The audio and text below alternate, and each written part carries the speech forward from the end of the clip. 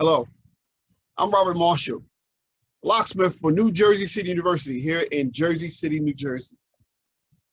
Have you ever considered a locksmithing career? Have you ever been intrigued about the work that locksmiths do?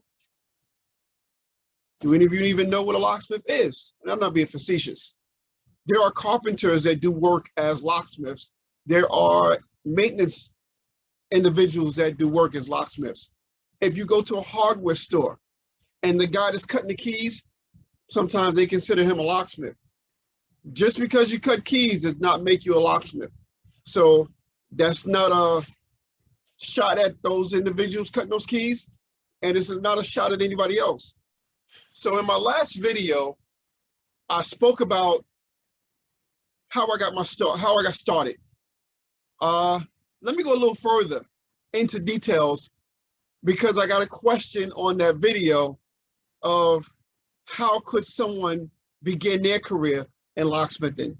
So when I went to the locksmith in Polytechnic University, I was working at the school at the time, he told me that he went to, if I'm not mistaken, the Charles Stewart Academy. It's a locksmithing school in New York, or he may have gone to someone else before Charles Stewart. But he went to a physical building, learned the craft, took the courses, what have you, and that's where he got his start. So let's go to the Charles Stewart School.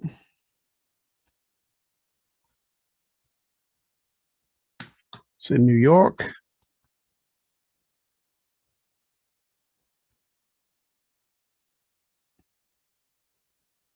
And this is how you would get to this site and find out all the information about it.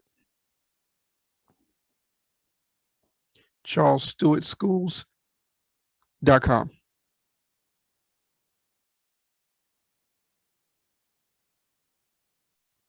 Myself, I can't remember what magazine I seen it in, but going through engineering magazines, security magazines, there was an ad in one of the papers or one of the magazines for Foley Bell Saw Institute. I attended, but this is before online schools. Foley Bell Saw wasn't at the time a school or an institution where you can go and sit in a class and learn a trade. It was a study at home course, meaning you sign up for the course, it's all through the mail, phone and mail, and they would send you lessons. They would send you keys. They would send you files, and you would have to file the keys by hand. You didn't use the key machine. You had to cut the keys by hand or file it by hand and make it work in the lock that you had, that they sent you. You would then send this stuff back to them. They would grade it, and then they would, send you more stuff out. So the course that I took with Foley Bell Saw, the course ran about $725 at that time.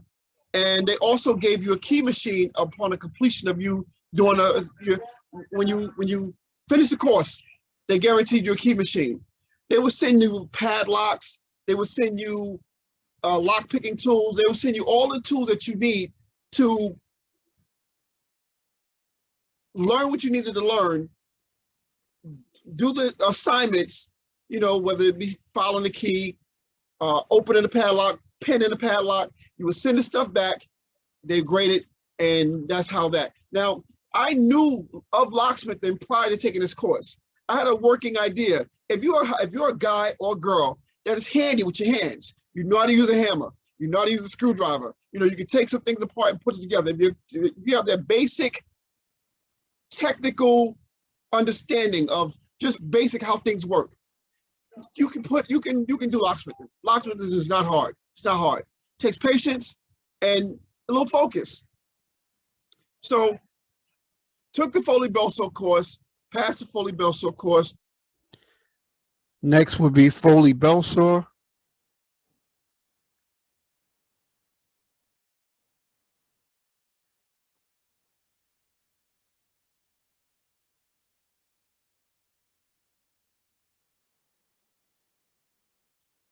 this is where you would go to get more information on the courses offered by Foley Belsaw School.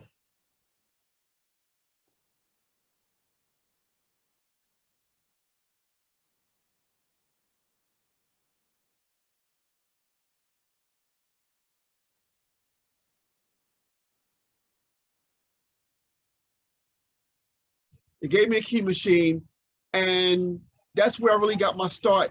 And I would go to hardware stores in my area, and I would get in good with the locksmith there. Let them know, listen, I'm an up-and-coming locksmith.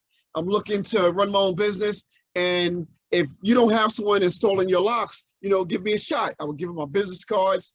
And every time someone is coming by a particular lock, let me show you a lock.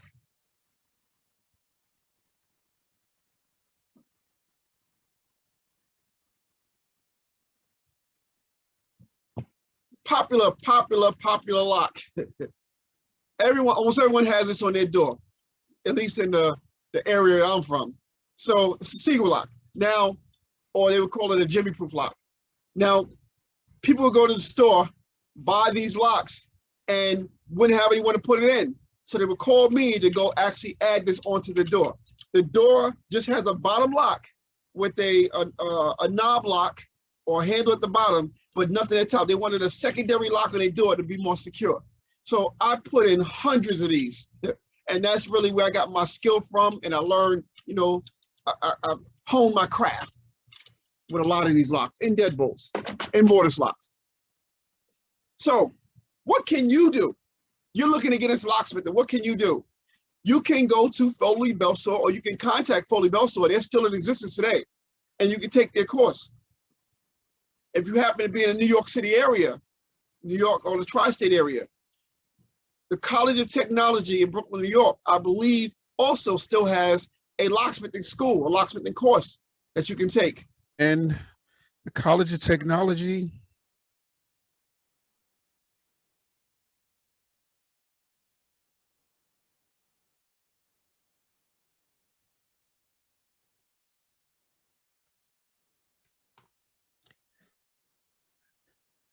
this is not the one.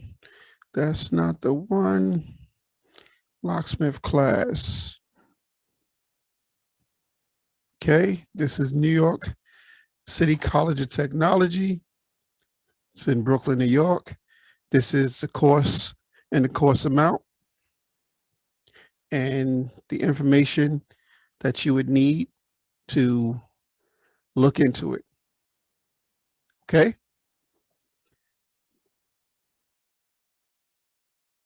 And learn the trade. If you are one like myself that don't really need a course, but you would like to take a course, that's what you can do. But you don't have to take a course to do locksmithing. You can work up under someone, become an apprentice, go to a hardware store or go to a locksmith place and let them know you want to learn the trade. You're willing to help out. They may offer you a job, or you can work with them, do a few jobs pro bono, meaning you're getting the education and you're not getting paid for it though. So you're doing a job, you're learning how to do this stuff, hands-on with a locksmith, you're just not getting paid. So there's a lot of opportunities like that.